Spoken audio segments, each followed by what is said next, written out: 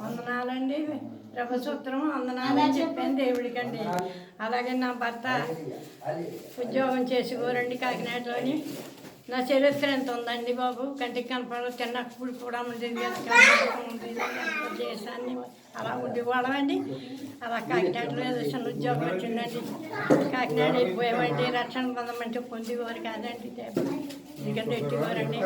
అలాగే అన్నం తిన్నాను రోజులు, నెల 10 రోజులు అన్నం ఉప్పు పూట తిని అన్నం గడిపిన రోజులు ఉన్నాయి.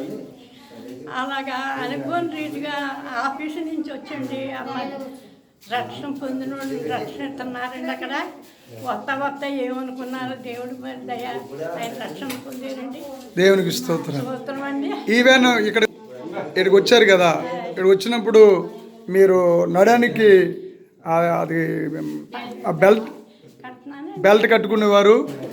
దేవుడు మీకు ఇక్కడ వచ్చిన తర్వాత ఎలా మీకు కాలు నొప్పులు కూడా పడిపోయారు కదా, మీరు పడిపోయారు. కానీ ఇక్కడికి చాలా బాధతో మీరు వచ్చేవారు. ఇలా మీ పిల్లలు పట్టుకుని తీసుకుని వచ్చేవారు, అవునా కదండి? అయితే ఇప్పుడు మీరు ఒక్కరు నిలబడి సాక్ష్యం చెప్తున్నారు. హల్లెలూయా. మీతో దేవుడు అద్భుతంగా ఈ పరిచర్లోకి వచ్చాక నేను ప్రార్థన చేసిన తర్వాత మీకు అద్భుతం చేశారా అమ్మా? దేవునికి మహిమ కలిగిన గాక, దేవుడికి స్తోత్రం కలిగిన గాక.